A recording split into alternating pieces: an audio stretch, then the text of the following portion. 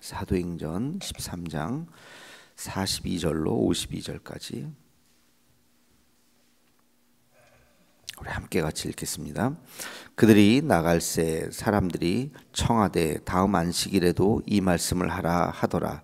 회당의 모임이 끝난 후에 유대인과 유대교에 입교한 경건한 사람들이 많이 바울과 바나바를 따르니 두 사도가 더불어 말하고 항상 하나님의 은혜 가운데 있으라 권하니라.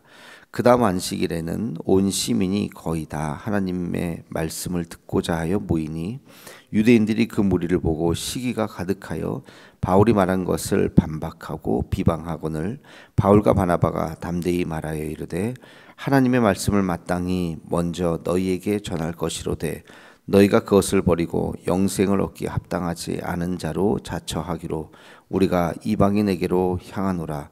주께서 이같이 우리에게 명하시되 내가 너를 이방의 빛으로 삼아 너로 땅끝까지 구원하게 하리라 하셨느니라 하니 이방인들이 듣고 기뻐하여 하나님의 말씀을 찬송하며 영생을 주시기로 작정된 자는 다 믿더라. 주의 말씀이 그 지방에 두루 퍼지니라. 이에 유대인들이 경건한 귀부인들과 그 신의 유력자들을 선동하여 바울과 바나바를 박해하게 하여 그 지역에서 쫓아내니 두 사람이 그들을 향하여 발에 티끌을 떨어버리고 이고니온으로 가거늘 제자들은 기쁨과 성령이 충만하니라. 아멘. 어제 말씀에 이어서 이제 오늘 제가 아주 중요한 이제 말씀을 드린다 그랬는데 어제는 비시디 안디옥 설교였어요. 비시디 안디옥에서 긴 바울의 설교가 있었고 오늘은 비시디 안디옥 선언이라고 생각을 하시면 되겠습니다. 어제 이제 설교를 했더니 사람들이 좋아했어요. 좋아했던 뭐 좋아했다기보다 굉장히 감동을 받았고 나름대로 통찰을 얻었고 새로운 또 인사이트를 얻고 예수님에 대해서 우리가 구약을 믿었는데 예언자들의 예언을 믿었는데 그 예언자들의 예언이 이렇게 이루어진 것이구나. 그가 십자가에 달린 예수이구나. 뭐 반신반의했을 수도 있고 또 믿었던 사람도 있고 어쨌든 새로운 굉장히 의미 있는 말을 했기 때문에 유대인들뿐만이 아니라 거기 보면 유대교에 입교한 경건한 사람들이 바울과 바나바를 따랐다. 유대교에 입교한 경건한 사람들이라는 것은 이제 이방인들을 얘기하죠. 이방인들이 유대교 안에 들어온 사람들이에요. 그 사람들이 이제 회당에 들어올 수 있었으니까 그들이 바울의 말을 듣고 다 감동을 받았어요. 그래서 다음 안식일에도 이 말씀을 계속 전해주세요. 이제 청한 거예요. 그래서 바울이 이제 그 다음 안식일에도 말씀을 전했는데 그 내용은 없죠. 두 번째 주일에 전한 내용은. 근데 그 말씀을 듣고 오늘 말씀을 보니까 온 시민이 거의 다 하나님의 말씀을 듣고자 하여 모였다. 막 구름대같이 모인 거예요. 구름대같이. 근데 그 모습을 보고 유대인들이 갑자기 이게 사실 정통 설교는 아니잖아요. 예수를 자기들이 모습 박여 죽였는데 그 예수가 메시아라고 하니까 처음에는 좀 호기심에 뭐 한번 들어보자 정도였는데 사람들이 그 말씀을 듣고 막 모이니까 유대인들이 이게 이제 감당이 안 된 거죠. 그래서 이제 막 아마 상상을 해보면 이 사람 말은 이게 다 정통이 아닙니다. 그냥 학설입니다. 그냥 약간 좀 곁다리 얘기입니다 하면서 이제 막 더 이상 그런 얘기 하지 말라고 이제 거기 담당자들이 바울과 바나바를 막 비방을 하면서 막 그런 일들이 이제 일어났겠죠. 바울이 대단히 그 모습을 보면서 한편으로는 실망하기도 하지만 한편으로는 굉장히 깊은 것을 깨달았어요. 그러면서 이방인들은 유대교에 들어온 이방인들은 그 말씀을 너무 좋아하는 거야. 그 말씀을. 근데 한쪽에서는 막 비방을 하니까 이 사람들은 유대인인 거예요. 바울이 보면 이렇게 공부를 많이 해서 그런 수도 있는데 이게 딱 통찰력이 있어요. 그 통찰력이 있다는 건 뭐냐면 어떤 장면을 보면 구분을 지을 수 있는 이건 이거고 이건 이거고. 바울이 나중에 이제 예루살렘 가서 딱 잡혔을 때 자기 앞에 딱 누가 있었냐면 바리새인들하고 사두개인들이 있다는 걸 딱 본 거죠. 그래서 형제들아, 누구한테 얘기한 거? 바리새인들한테. 내가 지금 이렇게 잡혀서 있는 거는 내가 부활 얘기를 했기 때문에 그렇다. 예수님의 부활 얘기를 했잖아요. 부활 얘기를 했기 때문에 내가 이렇게 잡혔다.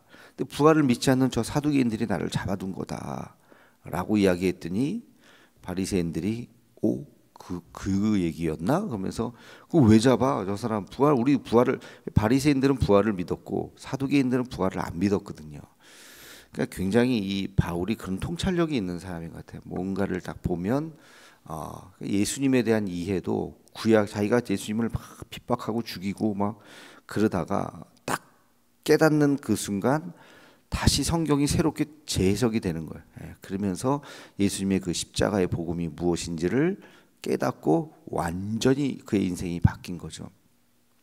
그러니까 여기서도 이제 자기를 비방하는 것은 유대인들이요, 자기를 환호하는 것은 이방인들, 헬라인들, 유대교에 입각한 헬라인들이라고 하는 상황을 딱 보면서 번뜩한 거야. 내게 주신 사명은 이들이구나. 내가 이 얘기를 했을 때 이방인들은 받아들이겠구나. 그러나 유대인들은 계속해서 나를 핍박하겠구나. 왜? 자기들이 예수님을 죽였잖아요. 유대인들이 예수님을 죽였기 때문에 그것을 회개하지 않으면 예수님을 받아들이기가 쉽지 않은 거예요. 그 인정하지 않으면. 근데 이게 인정하기가 쉽지 않거든요. 유대인들이. 근데 이방인들은 거기에서 자유롭잖아요. 자기들이 뭐 십자가 예수님 못 박인 죽인 것이 아니기 때문에. 그리고 자기의 말이라든지 학문이라든지 이런 것들이 헬라인들에게 더 이렇게 통할 수 있다고 하는 것을 이 순간 그 막 난리법석이 떨어지고 막 바울을 비난하고 비판하고 한쪽에서는 또 왜 그러냐 얘기를 계속 듣자 이제 하는 이 상황 속에서 그런 통찰이 일어나게 된 거예요. 그러면서 46절이 바로 비스디 안디옥 선언이라고 제가 이름 붙인 건데요. 그렇게 한번 우리가 볼 수 있어요. 46절 말씀을 제가 한번 읽어보겠습니다. 바울과 바나바가 담대히 말하여 이르되 하나님의 말씀을 마땅히 먼저 너희에게 전할 것이로되, 여기서 마땅히 먼저 너희가 누구예요? 이 유대인들이에요. 유대인들에게 전할 것이로되 너희가 그것을 버리고 지금 말했던 이 예수님의 그 구원의 메시지를 버리고 영생을 얻기에 합당하지 않은 자로 자처하기로. 영생을 안 받았으니까, 거부했으니까 우리가 이방인에게로 향하노라. 나는 이제 이방인에게 복음을 전하겠다. 그러니까 내가 유대인들 너희들에게 먼저 복음을 전해야 되는데 너희가 지금 이 복음을 받아들이지 않고 오히려 비방하고 핍박하니 더 이상 내가 너희들에게 전할 이유도 없고 전할 수도 없다. 나는 이제 이방인들에게 복음을 전하겠다.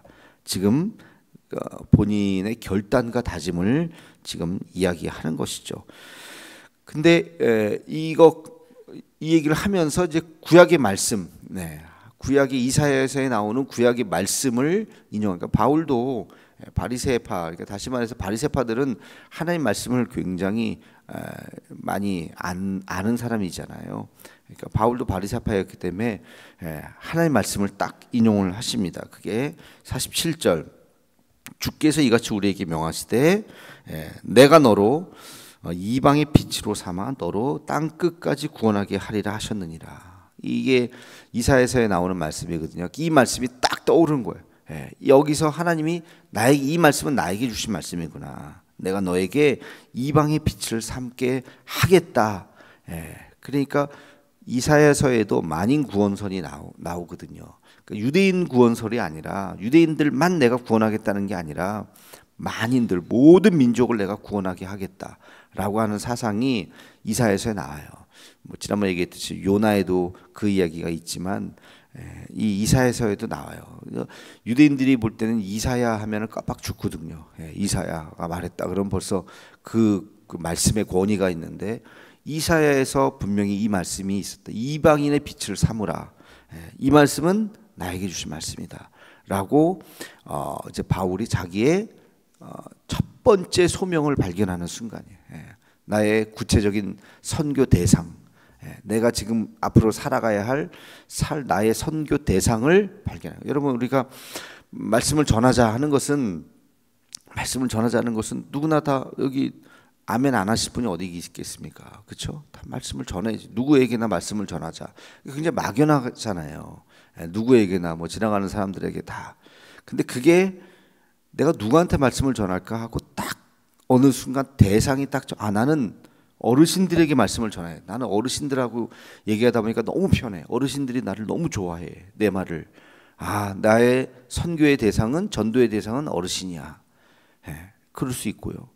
아이들하고 얘기하는 게, 초등학교 아이들, 유치원 아이들하고 얘기하는 게 너무 재밌어. 시간 가는 줄을 몰라. 아이들이 내 말을 재밌어하고 잘 따르네. 나는 이제 어린이 전도를 해야겠다. 그게 사명일 수 있는 거고요. 그 대상이 있는 거, 대상. 전도의 대상이. 그러니까 그게 사명. 바울의 이 사건으로 인해서 비시드의 안디옥 설교, 그냥 회당에 가서 설교를 한 거예요. 그러니까 사람들이 그 다음 주에도 오세요. 너무 말씀이 너무 좋네요.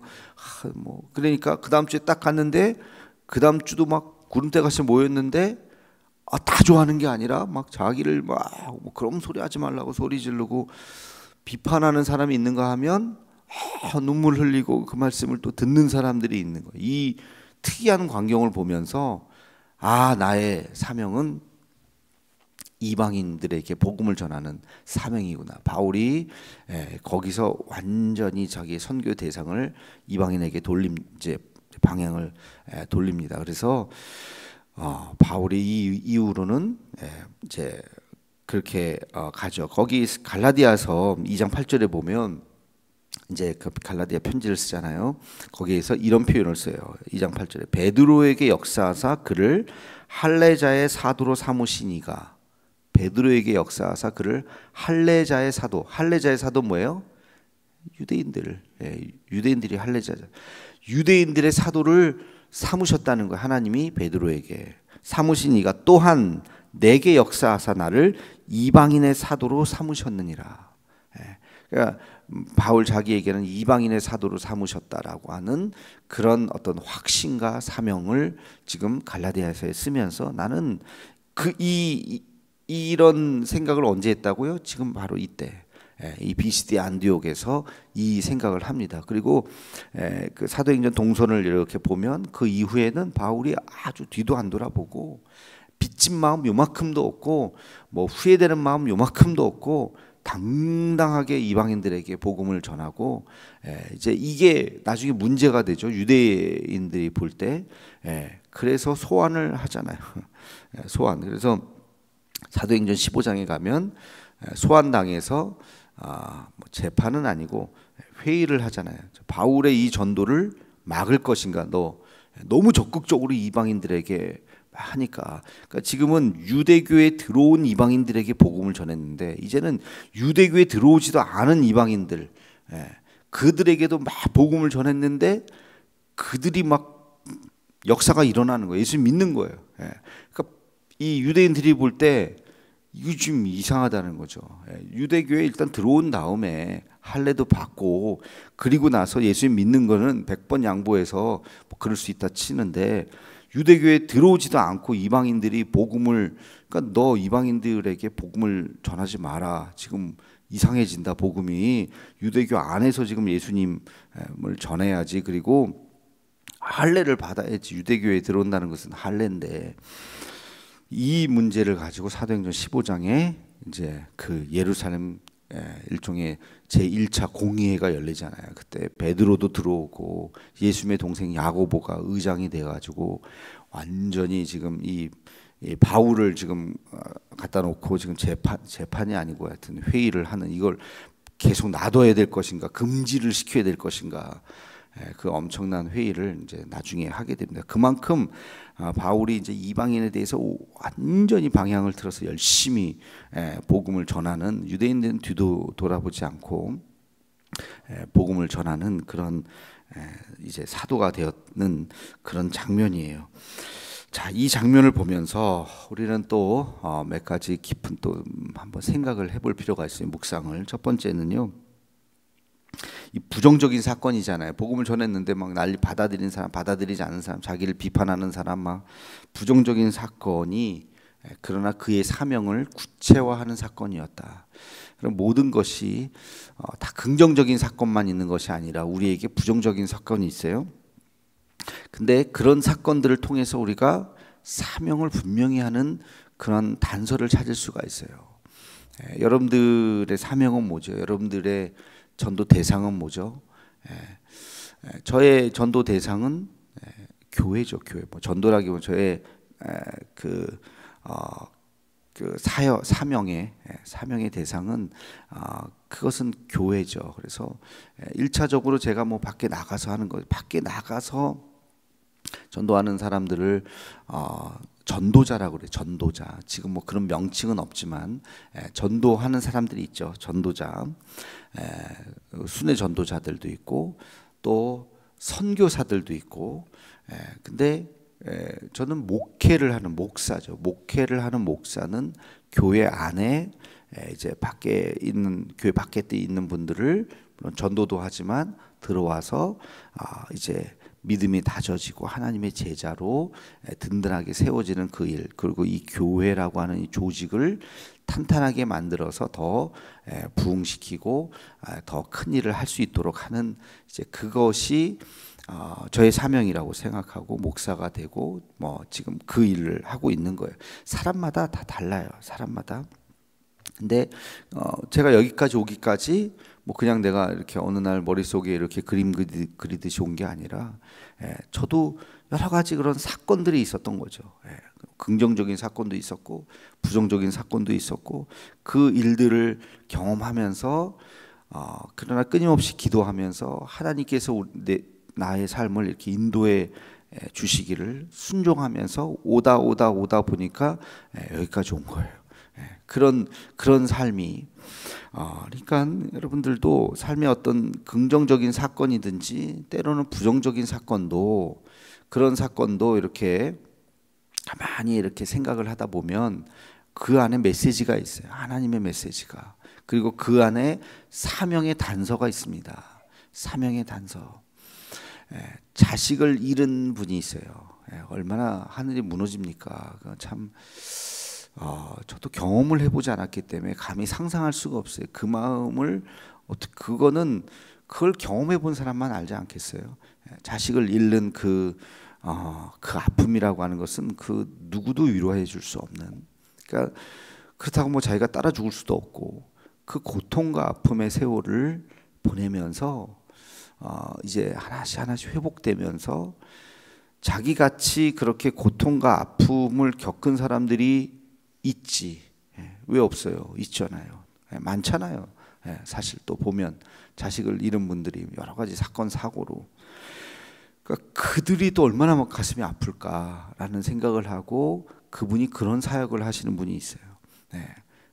그런 사이트를 만들고 그런 분들을 이렇게 모아서 위로하고 격려하고, 자기가 자식을 잃어봤기 때문에 그 자식을 잃은 사람의 그 아픔을 찾아가서 위로하고 함께 울어주고, 그의 눈물이 진실이라고 하는 것을 그 사람은 알죠. 그러니까 그게 또 위로가 되는 거예요. 내가 자식을 잃어서 눈물 흘리는데 자식이 멀쩡하게 승승장구하고 잘 나고 출세하고 그런 사람이 와서 아이고 힘들겠다, 뭐 위로가 되겠어요 그게. 근데 나도 자식을 잃어봤어. 나도 자식을, 그 사람이 와서 안아주면 얼마나 힘이 돼요. 그러니까 이 사람이 그걸 깨달은 거예요. 자기가 그 아픔을 겪고 이겨내면서. 그래서 내가 이제 남은 인생 나처럼 자식을 잃은 슬픔을 당한 그 부모들을 위해서 내가 위로하는 그런 사역을 하겠다라고 결심을 했다는 거죠. 그러니까 그의 부정적인 사건이 자기의 사명에 어떻게 보면 그 길잡이가 되게 되는 거예요. 그러니까 우리의 삶이라고 하는 것이 무슨 경험을 하든지 그것을 통해서 하나님께서 우리의 삶을 새로운 길로 인도하신다. 라고 하는 것을 우리가 기억해야 됩니다. 그리고 또 하나는 자기의 또 경험과 능력을 분명히 할 수가 있어요. 여러분 목사가 되는 신학교에 딱 들어오면요, 다 똑같은 길이 있는 게 아니에요. 신학교에 딱 들어오면 일단 세 갈래의 길이 있어요. 세 갈래의 길. 첫째는 이제 목사가 되는 길, 이게 제일 많겠죠. 목사가 된다. 목사가 된다는 것은 말 그대로 교회의 목사가 돼가지고 교회를 이제 이끌어 나아가는 그런 목사가 돼. 목사가 다가 아니에요.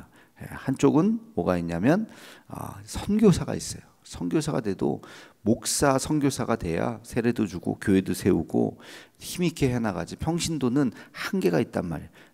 전도에도 세례를 줄 수가 없고, 또 교회를 세운다 그래도 본인이 뭐 교회 직분상 뭐 장로나 이러면 뭐 그렇잖아요. 목사에서 신학교에 들어와서 안수받고 목사가 돼서 선교사가 되겠다 하는, 아예 선교사를 꿈꾸고 신학교에 들어오신 분들이 있어요.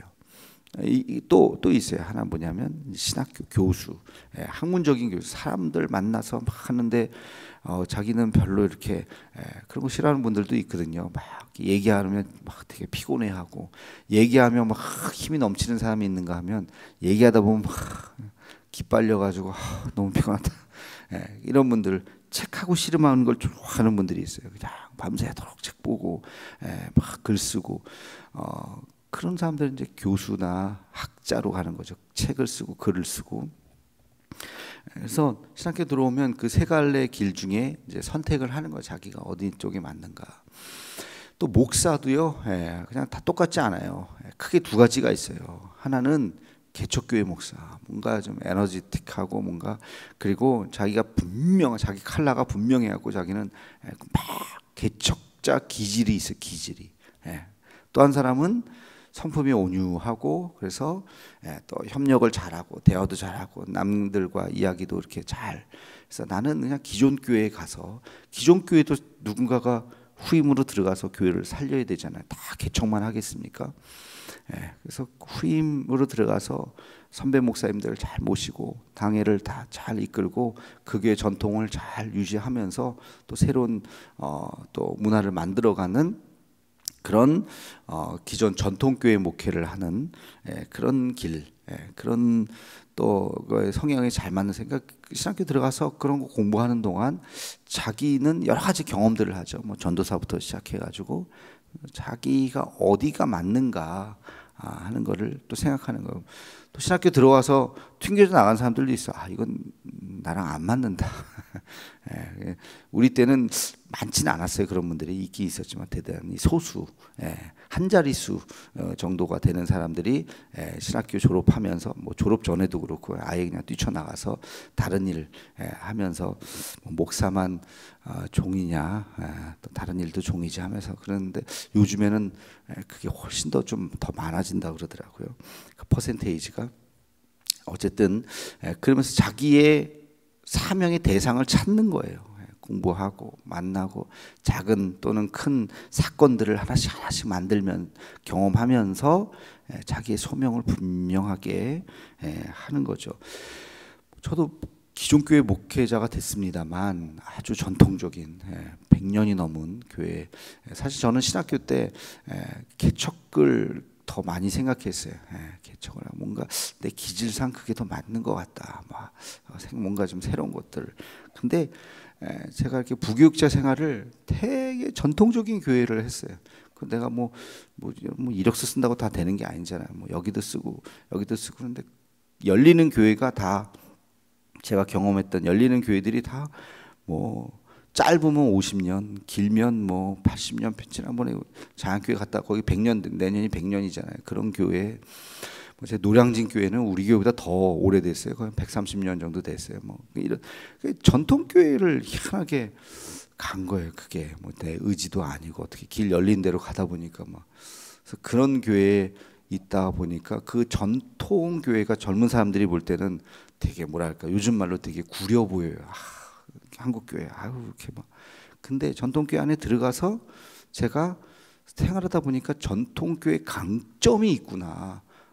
이래서 전통 교회가 이런 강점이 있구나 하는 거를 바깥에서 그냥 이렇게 볼 때는 아주 그냥 젊은 사람들 볼 때는 노땅들 저 교회가 저렇게 낡아가지고 안에 들어가서 보니까 아니에요. 그 나름대로의 힘이 있어요. 그 어르신들 70, 80 되신 어르신들이 예배를 딱 드리는 그 모습을 보니까 몇 년 믿으셨어요? 50년, 70년. 그 모습으로 잘 예배를 드리시는 그 모습이 저에게는 대단히 또 감동으로 다가오더라고요. 그렇구나. 어른들 그냥 저 구린 사람들 저렇게 신앙생활 하나. 이렇게만 볼 게 아니구나 하는 것을 제가 그 전통교회 부교육자 생활을 하면서 이제 그런 것들을 느꼈어요. 하여튼 그러다가 어떡하다 제가 여기 왔잖아요. 전통적인 교회 왔잖아요. 와서 보니까 그래서 하나님께서 나를 이렇게 훈련을 시키셨나 보다 라는 생각을 나중에 이제 하게 된 거죠. 그래서 이런 길도, 그러나 전통만이 다가 아니죠. 전통과 개혁이 있어야죠. 이 시대에 맞는 새로운 트렌드, 또 새로운 세대를 위한 복음의 어떤 새로운 장을 또 펼쳐 나가야 되는 거죠. 그런 것들도 함께 해야 된다는 것을 깨닫게 되고, 그러면서 저의 이제 기도와 고민이 이제 있게 되는 거죠. 그래서 누구나 다 그런 경험들, 그래서 어떤 목회를 할 것인가, 어떤 교회를 교회가 다 똑같지가 않죠. 똑같아서도 안 되고, 그래서 우리 교회만의 칼라, 우리 교회만의 특징, 이런 것들을 또 만들어 가는 거죠. 이런 것들이 이제 하나하나 경험을 통해서, 사건을 통해서 만들어진다. 사도 바울이 지금 이방인의 사도로 방향을 완전히 틀면서 자기의 소명을 분명히 했던 그 사건이 바로 이 비시디아 안디옥 설교 사건이다 라고 하는 것을 여러분 오늘 본문을 통해서 깨닫고, 여러분 삶에도 마찬가지예요. 기도하면서 하루하루 살다 보면 하나님께서 그 어떤 사건들을 통해서 내 전도의 대상, 사역의 대상이 분명해지고 나는 이 일을 해야 되겠다. 이 일을 해야 되겠다. 교회 바깥 일일 수도 있고요. 교회 안에서도 일일 수도 있어요. 우리 교회 안에서 주방을 담당하셨던 우리 권사님, 그 사역이 저는 최고의 사역이라고 생각해요. 그 누구도 할 수 없는 일이죠. 교우들의 한 끼 식사를 위해서 정말 정성을 다해서 그분 때문에 교회가 밝아지고 환해지고, 그런 것은 그 엄청난 저는 사명이라고 생각해요. 그 사명을 끝까지 잘 감당하는 거. 교회 청소를 하는 거 마찬가지예요. 누군가는 해야 되잖아요. 티 안 나지만 여러분이 깨끗한 게 이게 뭐 저절로 이렇게 매주 깨끗한 것 같아요. 내일 토요일 날 아침에 1시간씩 나와서 이것을 청소하는 누군가가 있기 때문에 늘 또 깨끗해 보이는 거죠. 그걸 비가 오나 눈이 오나 그 사명을 잘, 나는 이것이 내 사명이다. 지극히 작은 것 같지만 결코 작지 않은 그 사명을 잘 10년, 20년, 30년 잘 감당하는 거. 이런 게 나의 선교의 대상인 거예요. 선교의 대상은 내 성전을 내가 청결하게 하는 것이다 라는 그런 마음. 뭐가 됐든지 어저께 수요일 나오셨던 우리 선교사님은 우리 신학교 동기지만 들어올 때부터 선교 얘기해요. 자기 선교사 되려고 신학교 들어온 거예요. 그래서 졸업하자마자, 졸업도 안 하고 그냥 중국으로 가서 선교하고 지금까지 선교사로 있잖아요. 그 선교를 그렇게 하는 자기의 그 사명을 우리도 분명히 하고, 그냥 교회만 왔다 갔다 하는 것이 아니라 나는 뭘 할 수 있지? 지극히 작은 것이라도 하나님 앞에 충성스럽게 끝까지 그 변함없이 하는 그 사명들을 발견하고, 바울과 같이 이런 귀한 믿음의 길로 가는 우리 모두가 되기를 주님의 이름으로 축원합니다. 기도하겠습니다. 거룩하신 주님, 오늘 바울의 비시디아 안디옥 선언을 통해서 바울이 이제 나는 이방인의 사도가 되겠다고 결심하고 기도하고, 그 이후는 바울은 이방인들에게 정말 그의 삶을 다해서 복음을 전하는 모습을 보게 되었습니다. 하나님, 우리에게도 우리 각자의 사명이 있을 텐데 그 사명을 깨닫게 하여 주옵시고, 그 사명 우리의 삶이 다하는 그날까지 최선을 다하며 살아갈 수 있도록 하나님 인도하여 주시옵소서. 예수님의 이름으로 기도하옵나이다. 아멘.